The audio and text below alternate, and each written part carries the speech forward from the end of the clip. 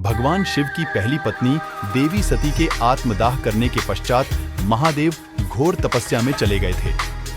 देवी सती ने अगले जन्म में हिमालय के राजा हिमावत की पत्नी मैनावती की कोख से जन्म लिया।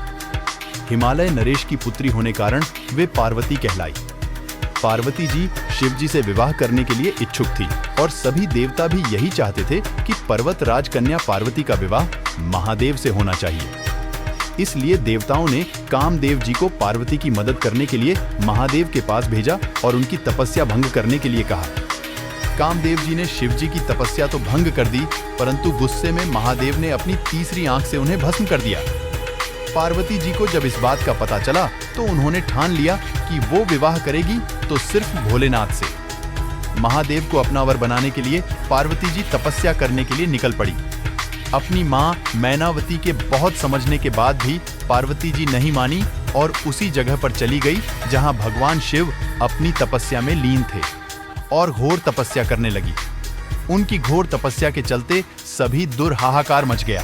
बड़े बड़े पर्वत डगमगाने लगे, समुद्र में लहरें उत्पन्न होने लगी। सभी देवी देवता ऋषि मुनि उनकी तपस्या देखकर दंग रह गए।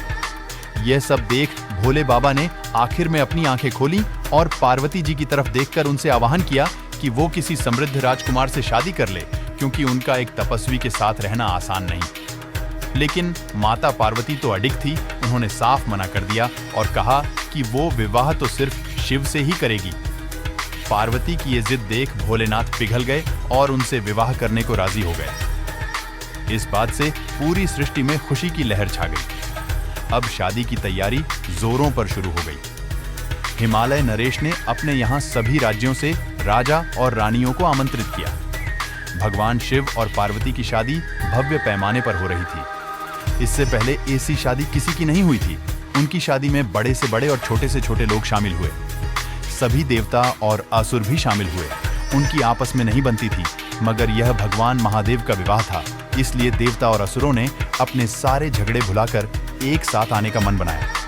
उधर कैलाश पर्वत पर महादेव की बारात की तैयारी चल रही थी। भगवान ब्रह्मा और विष्णु सहित सभी देवता और गण सज धज रहे थे और शिव गण तल्लीनता से महादेव का श्रृंगार कर रहे थे। जटाझूट, नाग, रुद्राक्ष, भस्म, मुंडमाला इत्यादि से उनका श्रृंगार किया गया।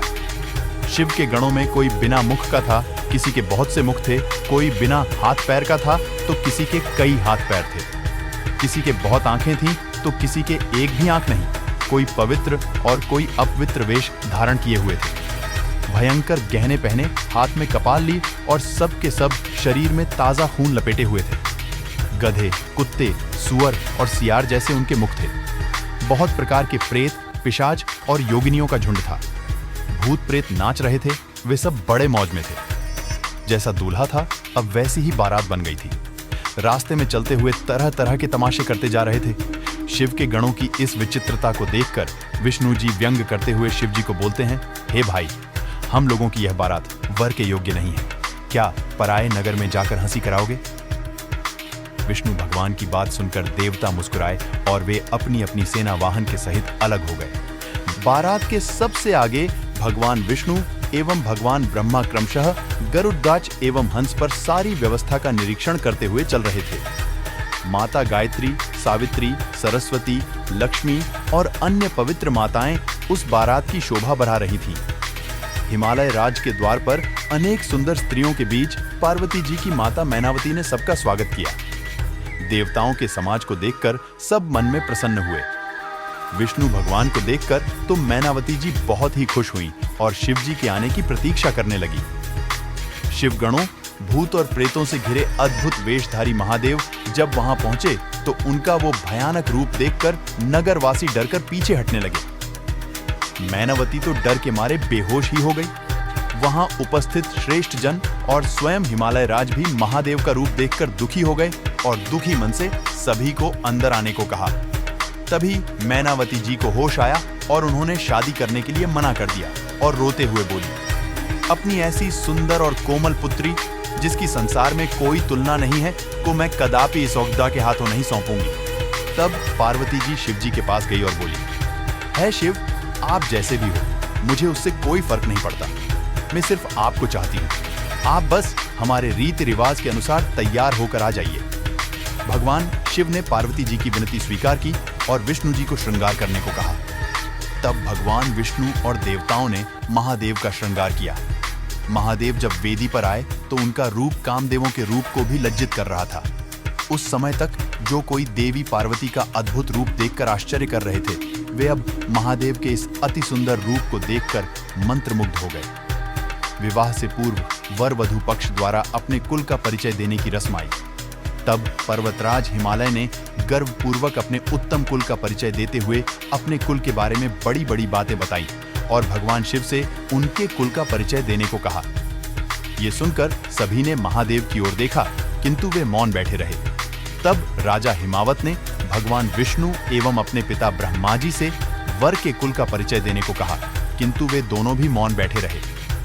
तब सभी को दुविधा में देखकर देवर्षि नारद ने अपनी वीणा बजाना आरंभ कर दिया। ये देखकर मैनावती ने उनसे पूछा कि इतनी गंभीर बात पर वे अपनी वीणा क्यों बजा रहे।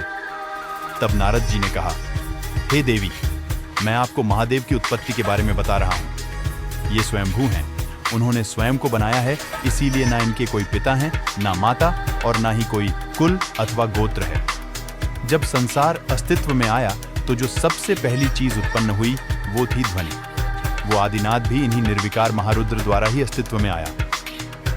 इसी कारण मैं अपनी वीणा बजा रहा हूँ। ये सुनकर हिमालय और मैनावती महादेव के चरणों में झुक गए एवं विधि पूर्वक देवी पार्वती का विवाह भोलेनाथ से किया गया। स्वयं ब्रह्मा जी ने महादेव और पार्वती जी का विवाह संपन्न करवाया।